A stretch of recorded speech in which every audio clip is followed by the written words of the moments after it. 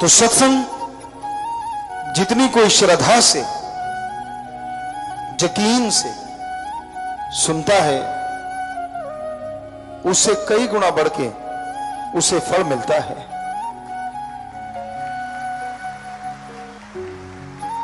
जब सत्संग में आप आगे बैठते हैं, बिल्कुल शांत स्वभाव,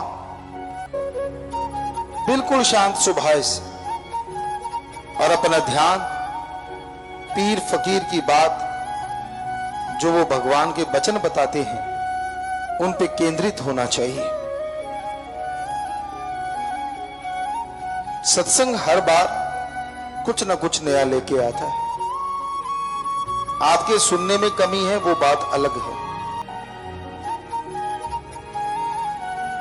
और सत्संग में ध्यान इधर उधर मत जाने दें।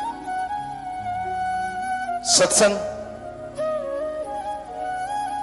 भाग्य बदल सकता है। सत्संग दोनों जहां की खुशियां लौटा देता है, और सत्संग जीने की राह दिखा देता है, और सत्संग अल्लाह वाहिगुरु राम से मिला देता है।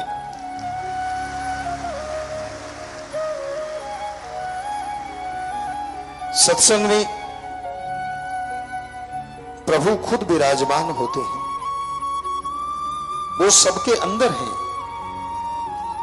पर यहां उस प्रभु की चर्चा होती हो, वहां मालिक साध संगत में बैठे होते हैं, उनमें विराजमान होते हैं, और वो देखते हैं कौन कितनी श्रद्धा से, कौन कितनी भावना से सत्संग सुनता है, किसके विचार सत्संग में ठहर रहे हैं, किसके विचार दुनियादारी में उड़ रहे हैं। और फिर जैसी श्रद्धा भावना आप रखते हैं, उसी के अकॉर्डिंग, उसी के अनुसार आपको वो मालिक फल बख्श देते हैं। इसलिए जब भी सत्संग में बैठो, बिल्कुल चुपचाप, बिल्कुल शांत, और ईश्वर की चर्चा ध्यान से सुनो। सत्संग इंसान को वो बुद्धि विवेक बख्शता है, जिससे कि दोनों जहान में तरक्की मिलना आसान हो जाता है। आप रूहानियत में तरक्की करेंगे, इंसानियत में तरक्की करेंगे, स्वार्थ निस्वार्थ में तरक्की करेंगे। आप सोचें शायद स्वार्थ क्यों? अपने बच्चों को पालना पोषना, अपने परिवार के लिए, शरीर के लिए कमाना, कहीं ना कहीं कोई ना कोई फकीर इसे स्वार्थ कहता है। हालांकि ये फर्ज होता है, कर्तव्य होता है। तो आप इसमें भी तरक्की करेंगे और परहित परमार्थ में भी तरक्की करेंगे। और जब दोनों में तरक्की होती है तो आत्मिक आनंद की प्राप्ति होती है, आत्मिक शांति की प्राप्ति होती है। आप सेवा कर रहे हैं, पर घर में परिवारजन भूखे मर रहे हैं, तो कहीं ना कहीं ध्यान आपका भटकता रहेगा। आप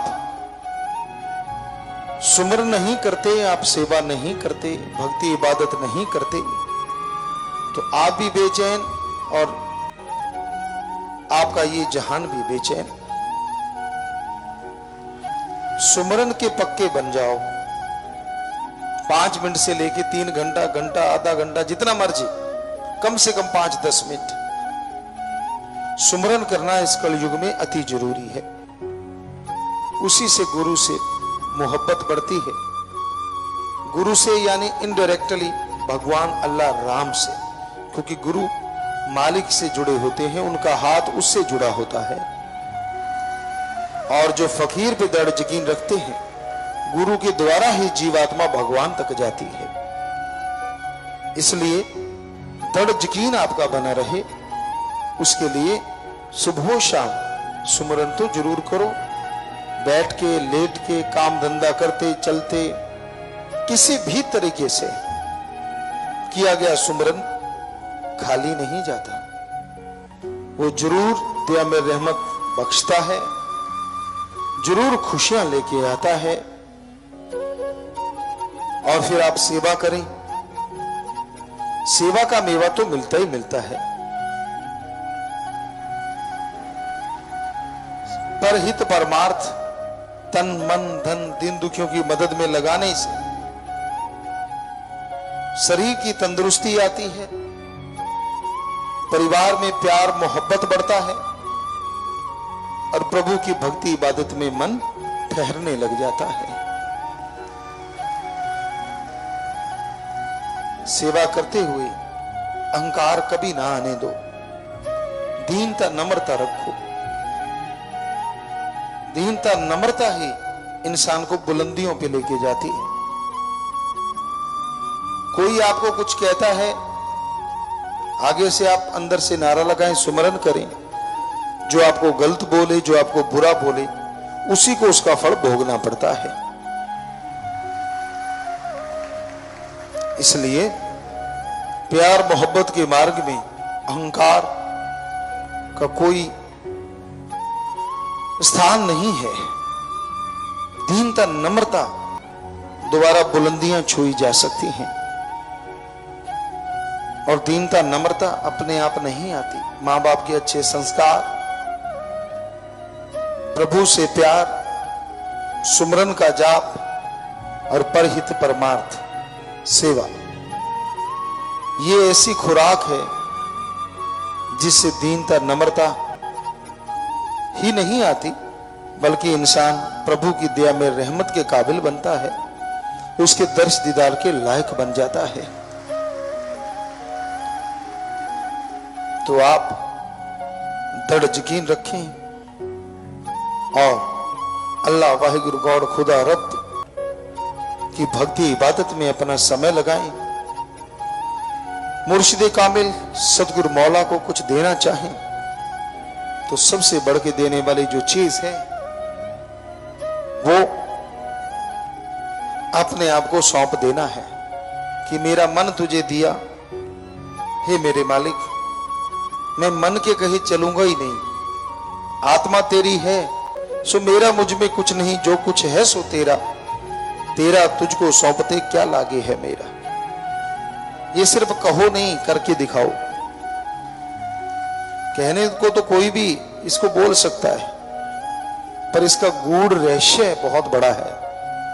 मन अगर सौंप दिया तो अब मन मते कुछ कर ही नहीं सकते। चुगली, निंदा, बुराइयां, काम वासना, क्रोध, लोभ, मोह, अहंकार, इनसे आप दूर रहेंगे। तो मन को सौंपना कोई छोटी बात नहीं होती, लेकिन जो सौंप दे उस पे चले तो अंदर बाहर खुशियों से लबरेज रहता है, जिंदगी बहार की तरह गुजरने लगती है।